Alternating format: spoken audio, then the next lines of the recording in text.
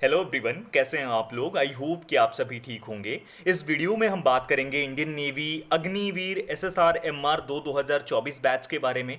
जैसा कि इसके लिए इंडियन नेवी ने नोटिफिकेशन रिलीज कर दी है ऑलरेडी, और इसके लिए आप लोग ऑनलाइन मोड में 13 मई 2024 से 27 मई 2024 के बीच में अप्लाई कर पाएंगे।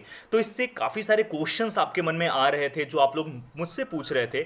उनमें से 4 सबसे इंपॉर्टेंट क्वेश्चंस थे। पहला तो एज लिमिट को लेकर, उम्र सीमा को लेकर। दूसरा पढ़ाई को लेकर, पढ़ाई यानी कि आपकी जो एलिजिबिलिटी क्राइटेरिया है, कितना परसेंट होना चाहिए और कब आप अप्लाई कर सकते हो, क्या होगी एलिजिबिलिटी 10th में और 12th में। उसके साथ पोस्ट कितनी है उसके ऊपर जानना भी जरूरी है कि आखिर पोस्ट तो है ना इसमें अप्लाई करोगे तो, और ये भी आपको बताने वाला हूँ। और उसके बाद लंबाई के ऊपर हम बात करेंगे, यानी कि जो हाइट है, हाइट स्पेशली जो फीमेल कैंडिडेट्स हैं उनके मन में डाउट है, क्योंकि इस बार नोटिफिकेशन में कुछ इस तरीके से लिखा है कि इंडियन नेवी में अगर आपको अप्लाई करना है तो एसएसआर एमआर के लिए फीमेल कैंडिडेट्स और मेल कैंडिडेट्स दोनों की ही हाइट 157 सेंटीमीटर होनी चाहिए। अब ये बाई मिस्टेक है या कैसे है, इसके ऊपर चर्चा करेंगे, और ये कहाँ पे कैसे, इसके बारे में भी कंप्लीट बताने वाला हूँ। तो पूरी वीडियो को लास्ट तक देखना, सभी डाउट्स आपके क्लियर हो जाएंगे। वीडियो को स्टार्ट करने से पहले बोलूंगा, अगर आप हमारे चैनल पर नए हो, इंडियन नेवी की तैयारी कर रहे हो, बेस्ट तरीके से तैयारी करना चाहते हो, तो चैनल को सब्सक्राइब कर लेना, बेल आइकन दबाकर ऑल कर लो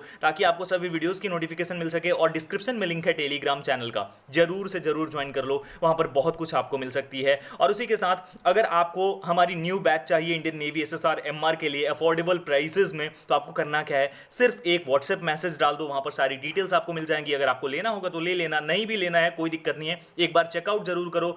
व्हाट्सएप नंबर आपकी स्क्रीन पर है, इस पर आप मुझे व्हाट्सएप कर सकते हो। अब स्टार्ट करते हैं। सबसे पहले बात करते हैं उम्र सीमा की, एज लिमिट की। तो इंडियन नेवी के द्वारा एसएसआर एमआर के लिए दोनों के लिए सेम एज लिमिट है, यानी 17.5 साल से लेकर 21 साल आपकी एज लिमिट होनी चाहिए। अब जो पार्टिकुलर एज दी गई है वो है 1 नवंबर 2003 से, ध्यान से समझना, 1 नवंबर 2003 से लेकर के और 30 अप्रैल 2007 तक। अगर इसके बीच में आपका जन्म हुआ है या फिर इन डेट्स को हुआ है, जैसे 1 नवंबर दिया गया और 30 अप्रैल दिया गया, तो इस पे भी अगर आपका जन्म हुआ है तो आप इसके लिए अप्लाई कर सकते हो। 1 नवंबर 2003 से 30 अप्रैल 2007 के बीच में अगर आप हो तो आप इसके लिए अप्लाई कर सकते हो। अब ये बात हो गई कि एज क्या होनी चाहिए, तो यही एज चलेगी, इसमें कोई भी रिलैक्सेशन, किसी को भी रिलैक्सेशन नहीं दी गई है। उसके बाद अब हम बात करते हैं सेकंड चीज जो काफी ज्यादा इंपॉर्टेंट है, कि जो पढ़ाई है यानी कि एजुकेशन क्या है आपका। तो सबसे पहले 10th लेवल पे जो एमआर है उसकी बात करते हैं। तो इंडियन नेवी एमआर के लिए अगर आप अप्लाई करना चाहते हो तो आपका 10th पास होना जरूरी है। और 10th पास होना कितने परसेंटेज के साथ, आपका 50% एग्रीगेट में होना चाहिए। यानी आपने एग्जाम दिया तो अगर आपने 500 नंबर का एग्जाम दिया तो कम से कम 250 नंबर आपके होने चाहिए,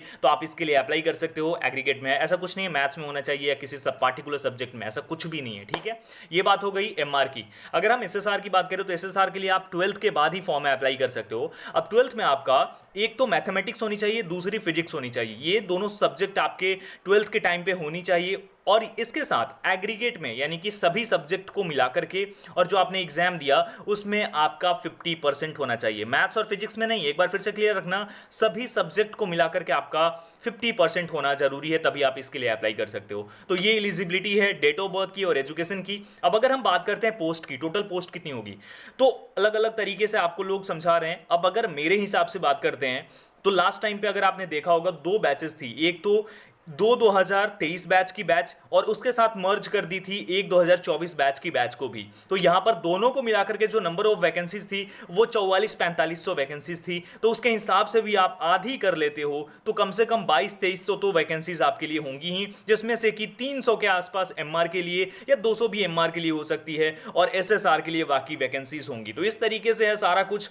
ये नंबर ऑफ पोस्ट का है डाटा, और ये मोर देन इनफ है, काफी सारी वैकेंसीज हैं। अगर आप अच्छे से तैयारी करते हो तो आप आराम से क्लियर कर सकते हो, आराम से ज्वाइन कर सकते हो। इसीलिए कोर्स लॉन्च किया है कि आप अफोर्डेबल प्राइस में आराम से अगर इंडियन नेवी ज्वाइन करना चाहते हो तो जरूर कांटेक्ट करो। व्हाट्सएप नंबर आपको दे ही दिया है आपकी स्क्रीन पर। अब उसके बाद सबसे इंपॉर्टेंट चीज जो गर्ल्स के लिए काफी स्पेशल है, तो हम लोग जैसा कि जानते थे पहले से कि 152 सेंटीमीटर जो है वो गर्ल्स की हाइट होनी चाहिए मिनिमम, और उसके साथ 157 सेंटीमीटर बॉयज की होनी चाहिए। लेकिन इस बार नोटिफिकेशन में ऐसा देखने को मिला कि दोनों को ही ऐड करके लिख दिया 157 सेंटीमीटर। तो इसमें क्या है कि ये थोड़ी सी कंफ्यूजन वाली चीज है, और इसीलिए यहां पर मैं आप लोगों से बोलूंगा कि आपकी जो हाइट है, जो गर्ल्स के लिए और बॉयज़ के लिए हाइट का क्राइटेरिया रखा गया है, उस पर ज़्यादा आपको ध्यान देना नहीं है। आपको सिंपल वे में क्या करना है, अपनी तैयारी को करते रहना है। क्योंकि अगर आप उनकी वेबसाइट पे देखोगे, चाहे joinindiannavy.gov.in जो कि उनकी ओल्ड वेबसाइट हो, या फिर indiannavy.cdac.in agnivir-navy.cdac.in न्यू वेबसाइट हो, उन दोनों जगह पे अभी भी आपके लिए जो एज लिमिट रखी गई है वो रखी गई, सॉरी हाइट रखी गई है वो 157 सेंटीमीटर रखी गई है। तो अगर आप की 157 है अगर बॉयज़ की, तो आप अप्लाई कर सकते हो। 152 है गर्ल्स की, तो भी आप जरूर अप्लाई करना। रिस्क मत लेना बिल्कुल भी,